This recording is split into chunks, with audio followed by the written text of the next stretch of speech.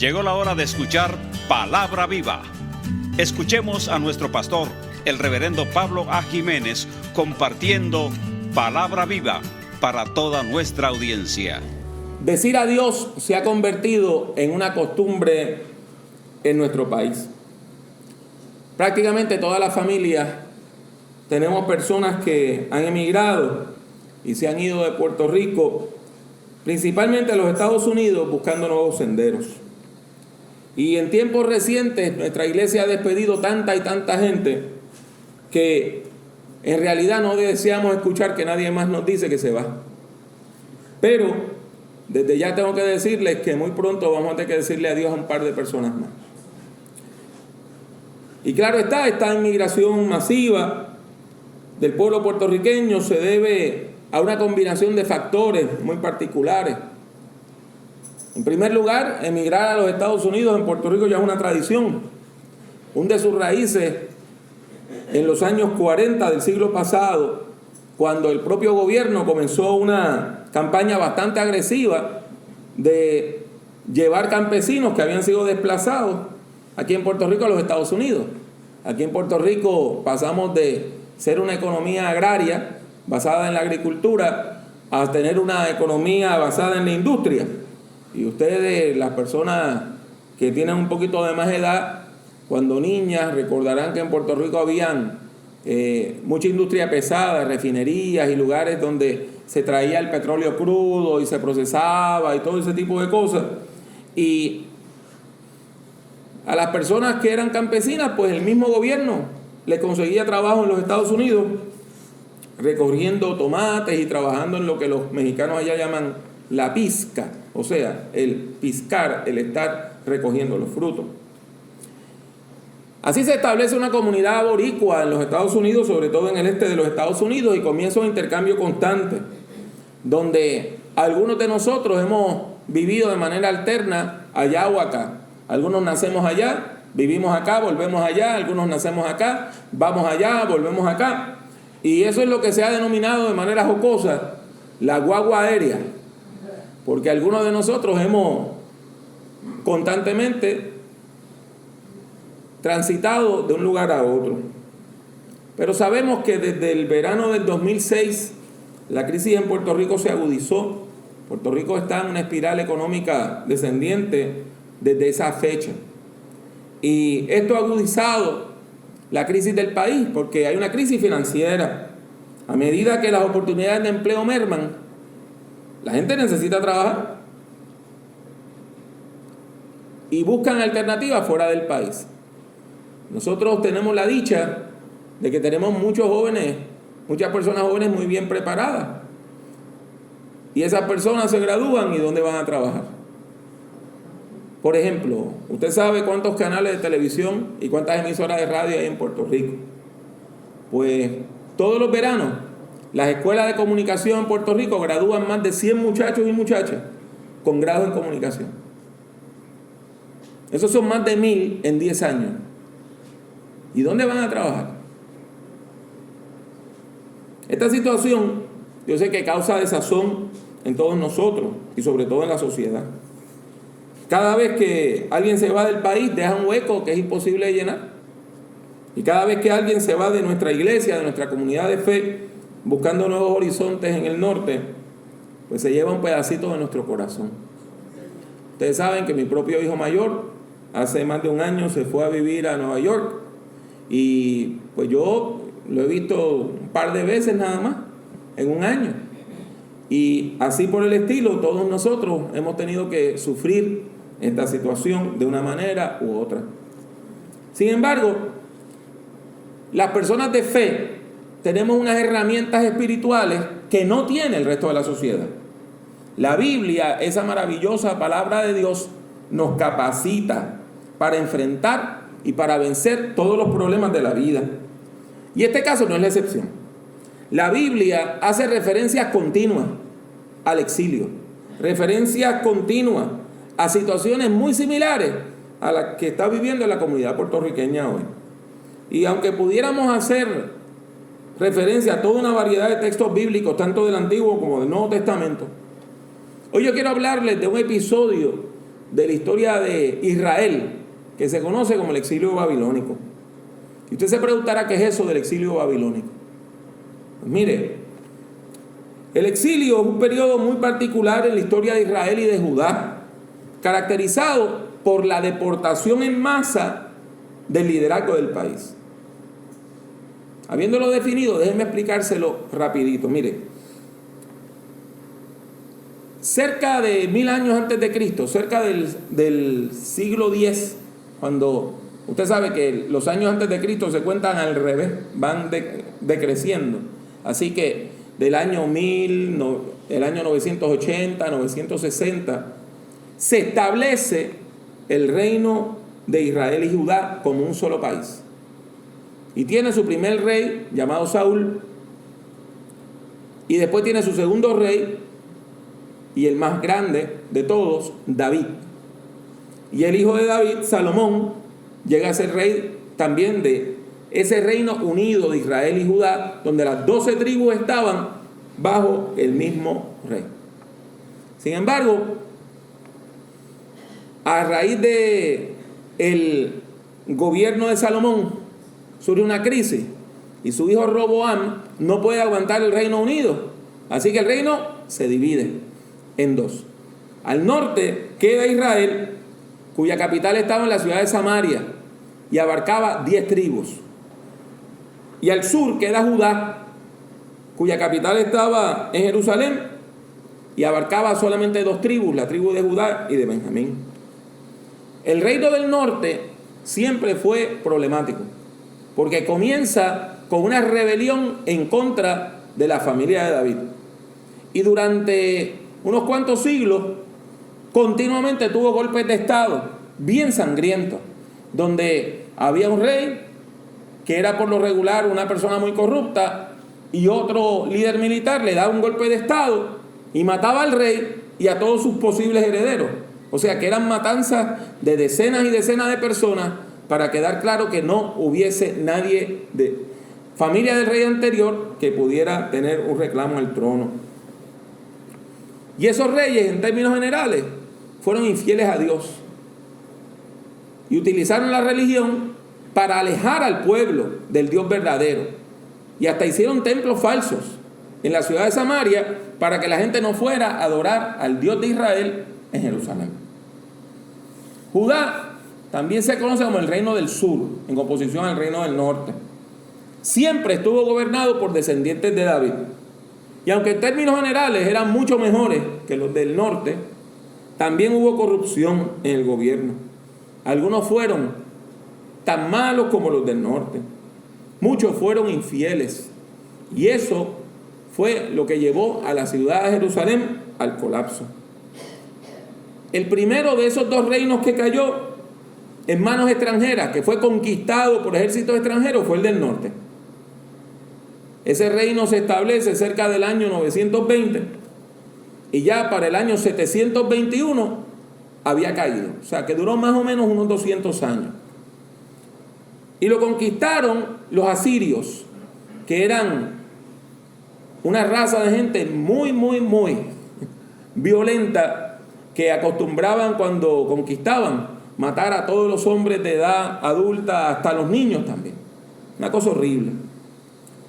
El reino del sur sobrevivió cerca de 200 años más, hasta el año 565, aunque ya la ocupación militar había comenzado para el año 605, 595. Y aunque sus líderes fueron un poquito más hábiles, terminaron enfrentando la invasión militar de Babilonia. Los babilonios también eran sangrientos, pero tenían una práctica muy extraña para nosotros hoy. Cuando los babilonios llegaban a un país, agarraban a todos los mejores líderes y a todos los líderes jóvenes de potencial y a toda la gente que podía hacer una diferencia en el país, y se los llevaban del país. Y se los llevaban a campos de concentración en Babilonia. Y allá les empezaban a enseñar su religión, sus valores, su idioma, para que esas personas después se convirtieran en agentes de Babilonia y volvieran a sus países a decirle a la gente de su país que se sometieran al gobierno de Babilonia. Si usted lee el libro de Daniel, usted puede ver precisamente cómo es que hacían esto. Daniel y sus 3 amigos llegan a Jerusalén, desde Jerusalén, y llegan a Babilonia, y les cambian el nombre, y les cambian la dieta, y los obligan a adorar a los dioses falsos, de manera que ellos abrazaran la identidad cultural de sus captores. Usted se puede imaginar que venga a otro país y a la fuerza se lleve preso a la gente más inteligente y a los jóvenes de más potencial del país y se los lleven a miles de millas de distancia. Es horrible, ¿verdad? Y déjeme decirle que nosotros no estamos en una situación donde la gente se va arrestada, pero mucha gente se va obligada.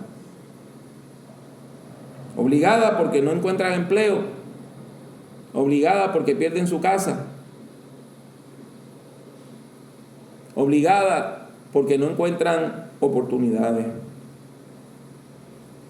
No podemos negar que muchas de las personas más hábiles del país son las que se están yendo. Y usted y yo lo sabemos, porque cada vez que necesitamos ver a un doctor o a una doctora especialista, tenemos que esperar meses. Y si usted llama y no es una emergencia, le dan la cita para dentro de 4 meses, porque en Puerto Rico no quedan suficientes médicos para atender a toda la población. Y si usted comete la burrada de enfermarse cerca del día de Navidad o durante el mes de julio, usted se está jugando la vida, porque no hay suficiente personal médico para atender las necesidades del país. Nuestra situación es dura, pero la palabra del Señor trae consuelo, aún en los momentos más difíciles de la vida, mis hermanos y mis hermanas. Y por eso yo les ruego que usted abra su Biblia en el capítulo 40 del libro del profeta Isaías. El libro del profeta Isaías le habla a el corazón de Israel en medio del exilio. Y vamos a leer algunas de las palabras que hay ahí, porque yo entiendo que algunas de esas palabras que están ahí son palabras de Dios para Puerto Rico hoy. Si usted va al capítulo 40 de Isaías y lee los primeros 2 versículos, va a encontrar las siguientes palabras.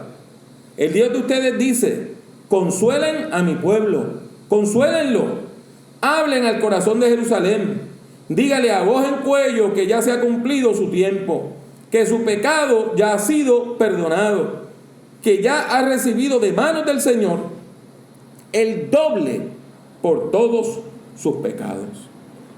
Palabra linda. Consuelen a mi pueblo, díganle que el tiempo está cumplido y díganle que si recibió un castigo por el pecado, el castigo ya ha sido cumplido.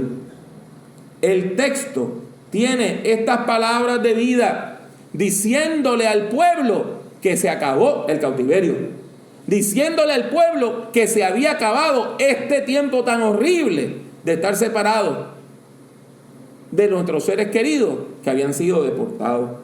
Y el texto sigue diciendo, los versículos 3 al 5, de la siguiente manera: una voz clama en el desierto, preparen el camino del Señor, enderecen en el páramo una calzada a nuestro Dios, que todo valle sea enaltecido, que se hunda todo monte y collado, que se enderece lo torcido y que lo áspero se allane. Se manifestará la gloria del Señor y la humanidad entera la verá.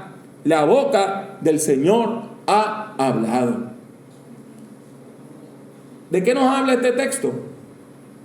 Nos habla de construir un camino, de hacer una pista, una autopista que llegue desde Babilonia de vuelta a Jerusalén. Por eso utiliza el lenguaje de construcción. Preparar un camino, hacer una calzada, que los valles sean subidos, que los montes sean rebajados, que lo áspero se allane y que lo torcido se enderece.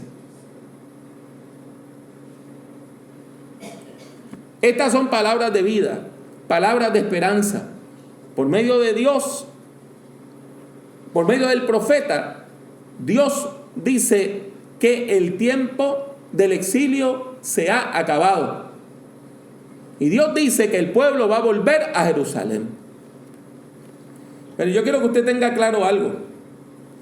Estos anuncios proféticos ocurrieron antes de que el pueblo se fuera.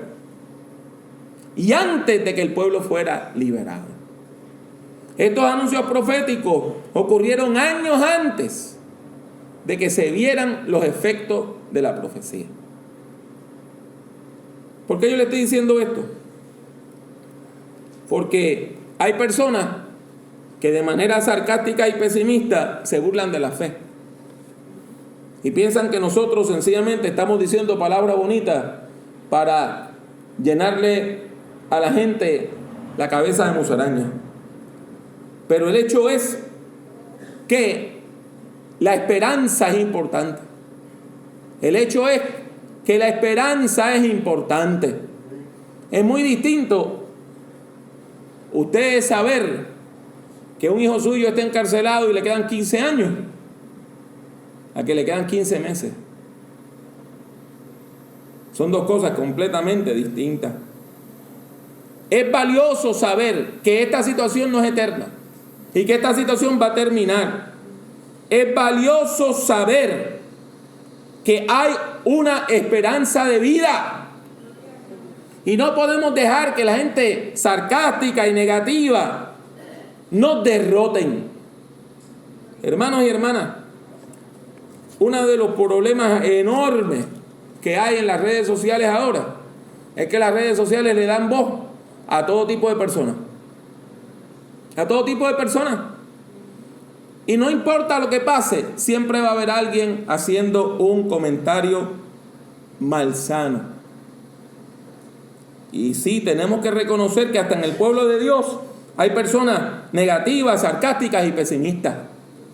Personas que no entienden el poder de la palabra y que se pasan hiriendo a los demás, burlándose de los otros.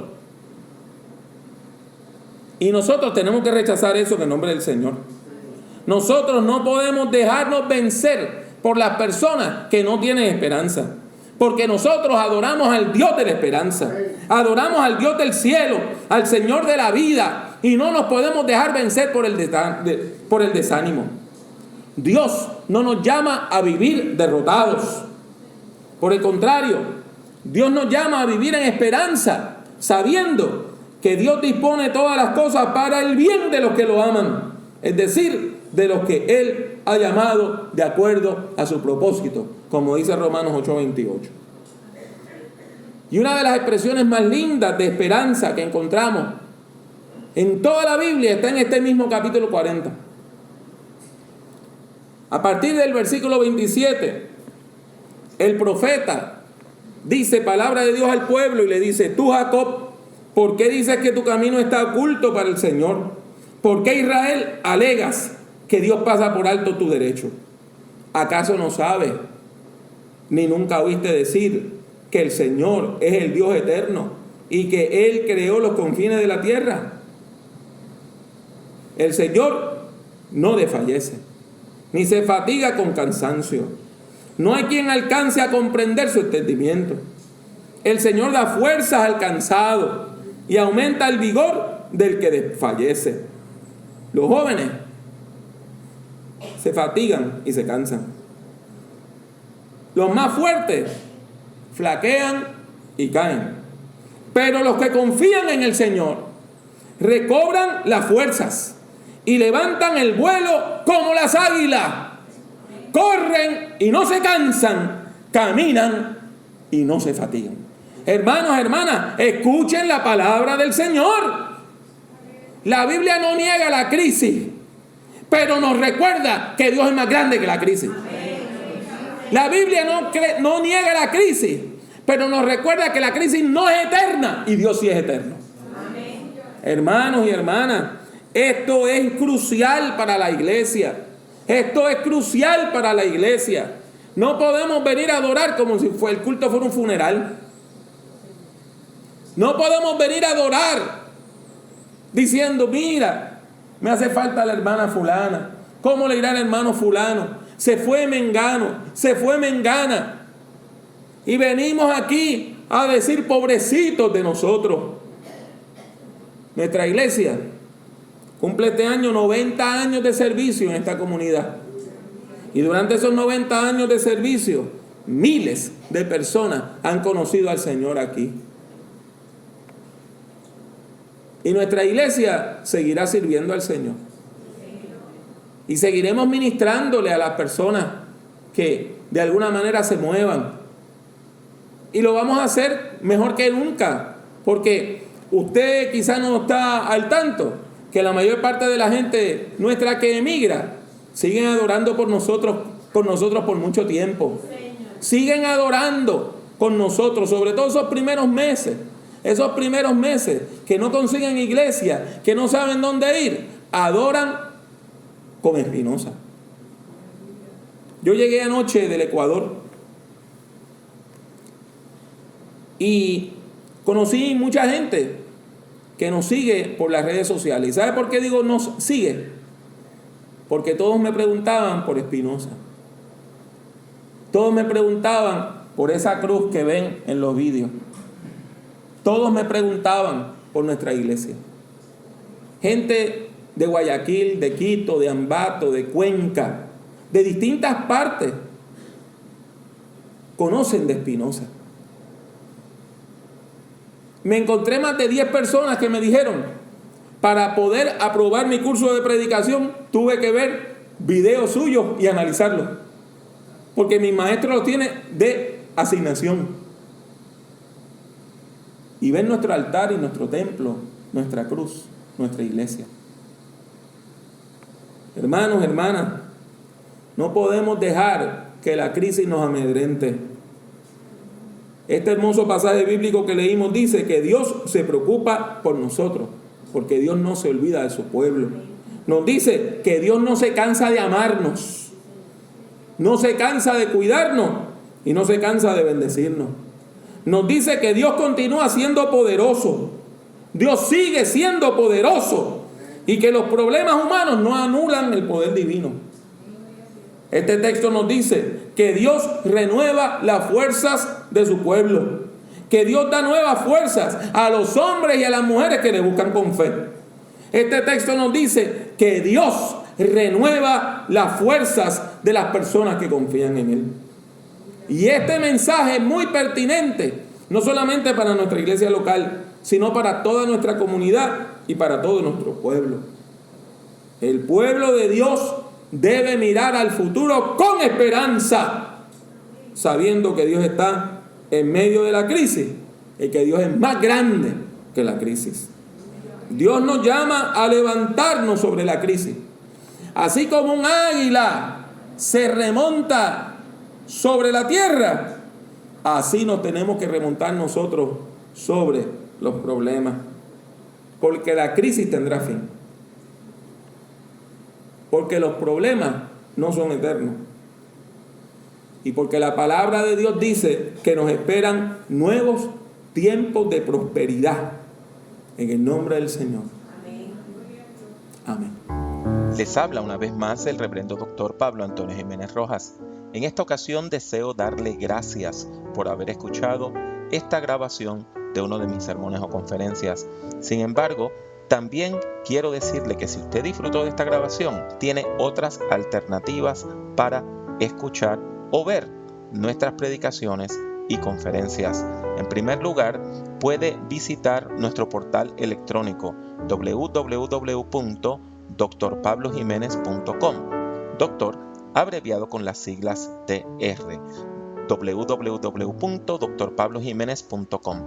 Ahí puede acceder a nuestros escritos, nuestros vídeos y nuestros audios. Además, puede comprar nuestros libros. Yo no le vendo nada, sencillamente le doy el enlace para que compre nuestros libros por amazon.com. Aparte de eso, puede ver los vídeos de nuestras grabaciones en nuestro canal de YouTube, que también se llama Dr. Pablo Jiménez. Así que le invitamos a visitar YouTube, suscribirse a nuestro canal. Ha sido para mí un placer tenerle en esta ocasión. Que Dios le bendiga mucho y que Dios le bendiga siempre.